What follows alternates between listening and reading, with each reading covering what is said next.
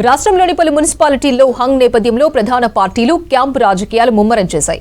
ఎలాగైనా municipal chairman పీఠం కైవసం చేసుకునేలా పావులు కదుపుతున్నాయి. ఇప్పటికే తమ కౌన్సిలర్లను క్యాంపులకు తరలించాయి.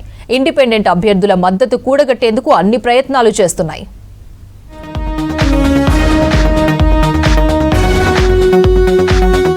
హంగు వచ్చిన మున్సిపాలిటీలను చేజిక్కించుకునేందుకు ప్రధాన పార్టీలు ప్రయత్నాలు చేస్తున్నాయి. ఇండిపెండెంట్లతో జోరుగా మంతనాలు జరుపుతున్నాయి. వికారాబాద్ మున్సిపాలిటీని కాంగ్రెస్ కైవసం చేసుకుంది. మొత్తం 34 వార్డుల్లో 1వ వార్డులో కాంగ్రెస్, 15వ వార్డులో టీఆర్ఎస్ అభ్యర్థి ఏకగ్రీవమయ్యాయి. 32 వార్డులకు ఎన్నికలు జరగగా 19 వార్డులను గెలుచుకొని వికారాబాద్ మున్సిపల్ పీఠంపై జెండా ఎగరవేసింది కాంగ్రెస్. చైర్మన్ అభ్యర్థిగా పోటీ పడుతున్న స్పీకర్ గడ్డం ప్రసాద్ కుమార్ కూతురు అనన్య 17వ వార్డు నుంచి గెలుపొందారు. కరీంనగర్ మున్సిపల్ కార్పొరేషన్ కీలక పరిణామం చోటు చేసుకుంది. మ్యాజిక్ ఫిగర్ కు అవసరమైన బలాన్ని కమలం పార్టీ సాధించింది. కేంద్ర మంత్రి బండి సంజయ్ సమక్షంలో రెబల్తో పాటు ఇండిపెండెంట్ బీజేపీలో చేరారు. ఇద్దరి చేరికతో కార్పొరేషన్లో బీజేపీ బలం 34కు చేరింది. బండి సంజయ్ ఎక్స్ అఫిషియో ఓటుతో బీజేపీ బలం 35కు చేరింది.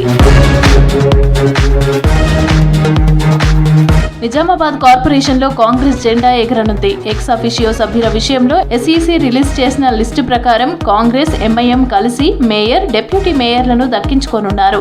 బీజేపీకి ఎక్స్ అఫిషియోతో కలిపి 30 ఓట్లు వస్తే కాంగ్రెస్ కు 31 ఓట్లు వస్తున్నాయి. దీంతో కాంగ్రెస్ పార్టీ మేయర్ సీటును దక్కించుకోనుంది. ఆదిలాబాద్ మున్సిపాలిటీలో ఇండిపెండెంట్ కీలకంగా మారారు. చైర్మన్ పీఠం దక్కాలంటే స్వతంత్ర అభ్యర్థుల మద్దతు తప్పనిసరిగా మారింది. మొత్తం 49 వార్డుల్లో బీజేపీ 21 స్థానాల్లో, కాంగ్రెస్ 11, బీఆర్ఎస్ 6, ఎంఐఎం 6, స్వతంత్రులు 5 వార్డుల్లో విజయం సాధించారు. విద్యానగర్ కౌన్సిలర్ కలాల శ్రీనివాస్తో డీసీసీ చీఫ్ నరేష్ జాదవ్ మంతనాలు జరిపారు. జగిత్యాల మున్సిపాలిటీలో కీలక పరిణామాలు చోటు చేసుకుంటున్నాయి. కాంగ్రెస్ పార్టీకి భారీగా సీట్లు దక్కినా ఎమ్మెల్యే సంజయ్, సీనియర్ నేత జీవన్ రెడ్డి వేర్వేరుగా తమ కౌన్సిలర్లను క్యాంపులకు తరలించారు.